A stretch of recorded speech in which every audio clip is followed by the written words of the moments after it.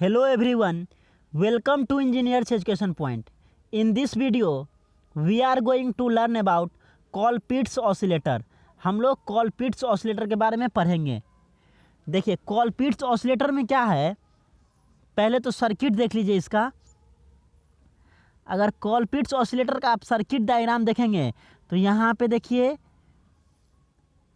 VCC apply किया जाता है। यहाँ पे एक कैपेसिटर है, R1 R2 है, यहाँ पे इमीटर रेसिस्टेंस है, ये यहाँ पे इमीटर बाईपास कैपेसिटर है, ये C1 C2 और L है। ये जो है ये टैंक सर्किट बनाता है, टैंक सर्किट L और C का यूज़ करके टैंक सर्किट बनता है। तो C1 C2 और L ये टैंक सर्किट बनाता है। यहाँ पे जो है आउटपुट वोल्टेज यहाँ से लिया जाता है। ये RF चोक है और इस तरह से ये जो है सर्किट डायग्राम है। इसको अच्छे से देख लीजिए, फिर हम आपको समझाते हैं। अब देखिए यहाँ पे क्या कह रहा है, कह रहा है Colpitts oscillator uses two capacitor and placed across a common inductor L and the center of the two capacitor is tapped। देखिए Colpitts oscillator में क्या होता है, दो कैपेसिटर होता है और C1 और C2 दो टैंक सर्किट में दो कैपेसिटर है और इंडक्टर L के क्रॉस जो है इसको लगाया जाता है।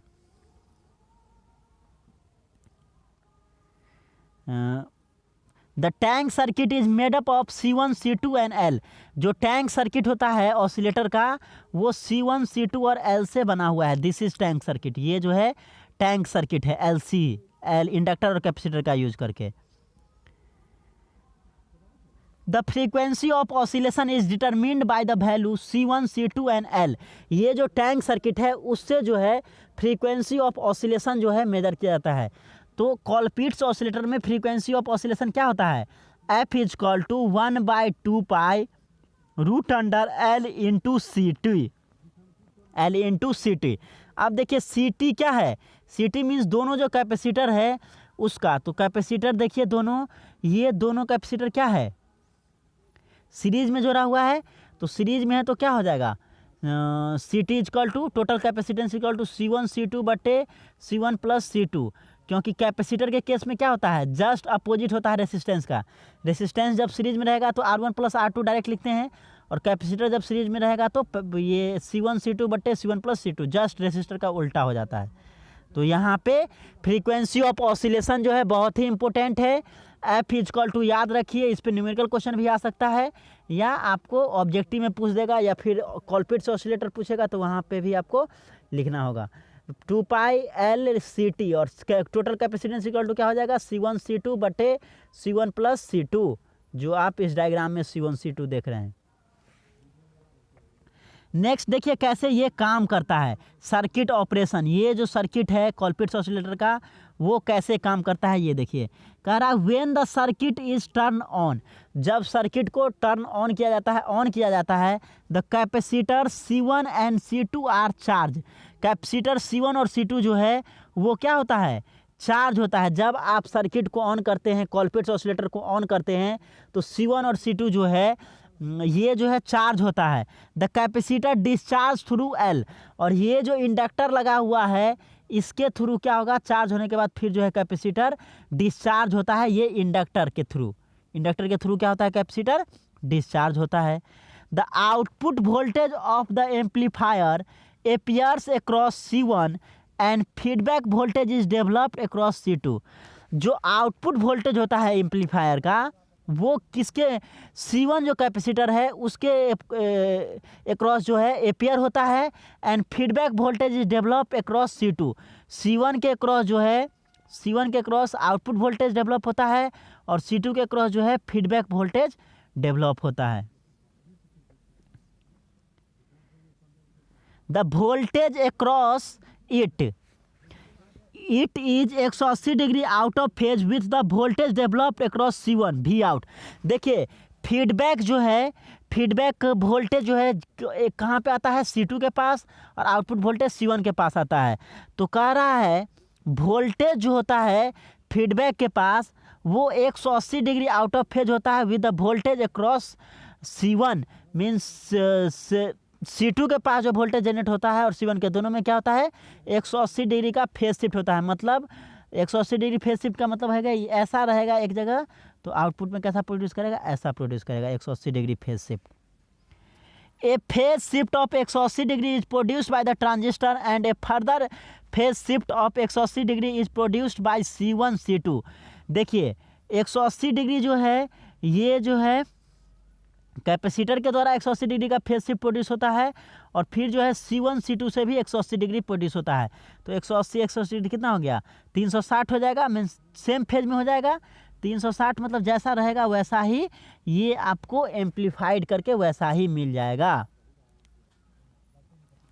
A phase shift of 180 degree is produced by the transistor and a further phase shift of 180 degree is produced by C1 C2 voltage divider. तो 180 प्लस 180 360 मीन्स सेम फेज में रह जाएगा। In this way feedback is produced phase to produce continuous undamped oscillation. In this way feedback is properly phased, same phase में हो जाएगा, और इससे क्या होगा, अनडैम्प्ड ऑसिलेशन को जो है ये प्रोड्यूस करेगा। और आपको चाहिए क्या, अनडैम्प्ड ऑसिलेशन ही चाहिए, मीन्स ऐसा ऑसिलेशन जिसका एम्पलीट्यूड टाइम के साथ डिक्रीज ना करे।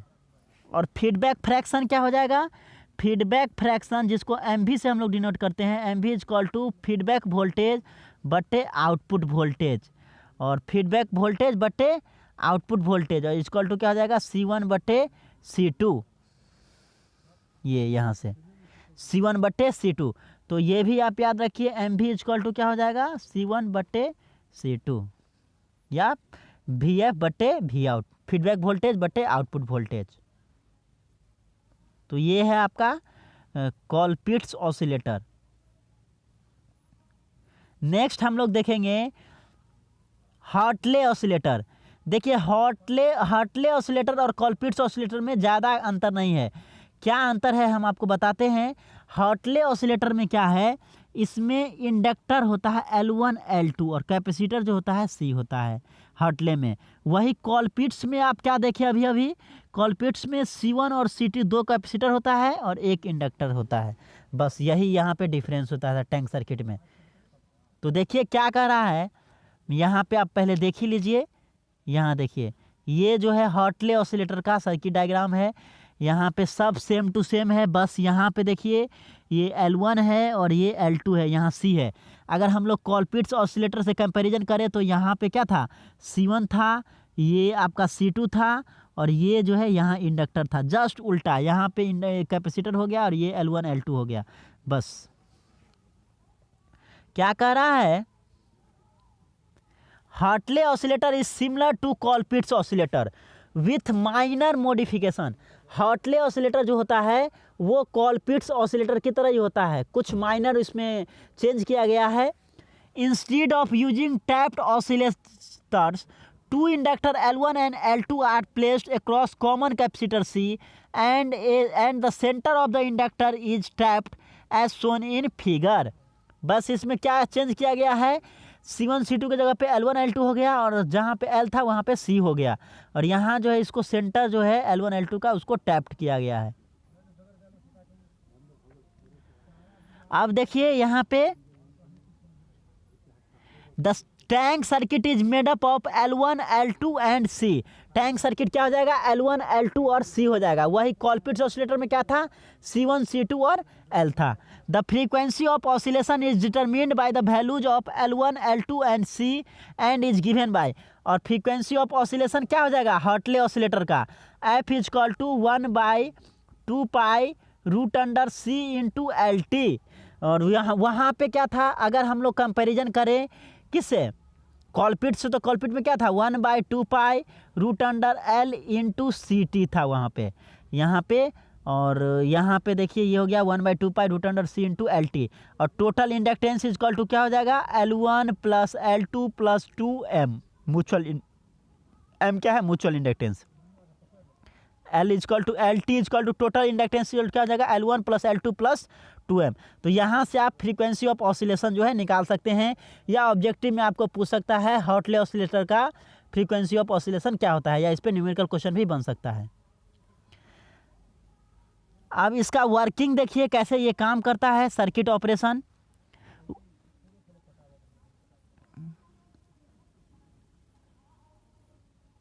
When the circuit is turn on, जब सर्किट को ऑन किया जाता है, the capacitor is charge, when this capacitor is fully charge it discharged through coils L1 and L2।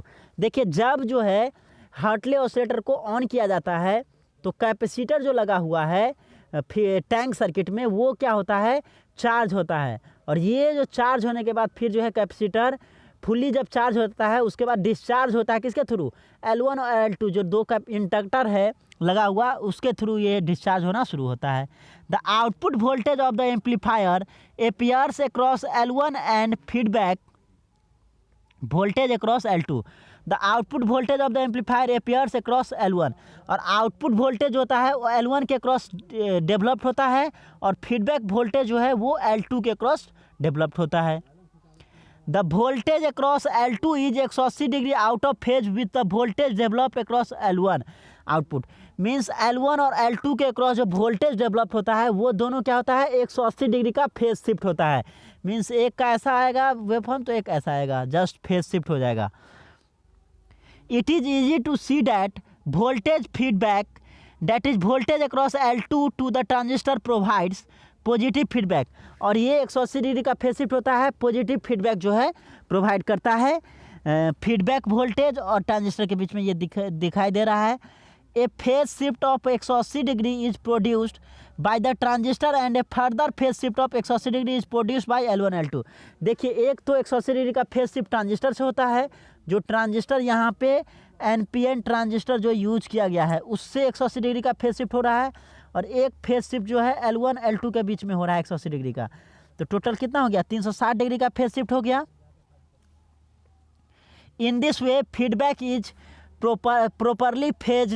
properly phased to produce continuous undamped oscillation। और इस तरह से जो है फीडबैक जो है प्रॉपरली फेज रहता है, सेम फेज में रहता है, और कंटिन्यूस जो है अनडैम्प्ड ऑसिलेशन जो है प्रोड्यूस करता है, अनडैम्प्ड ऑसिलेशन प्रोड्यूस करता है। यहाँ देखिए, और यहाँ से फीडबैक फ्रैक्शन क्या हो जाएगा, MV is equal to feedback voltage बटे आउटपुट वोल्टेज, और इज इक्वल टू क्या हो जाएगा, L2 बटे L1। Means MV is equal to क्या हो गया, L2 बटे L1। यहाँ पे देख सकते हैं ये इसका circuit diagram.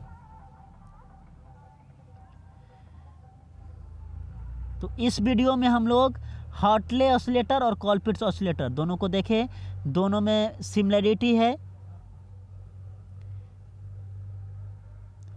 Thank you for watching this video, thank you so much.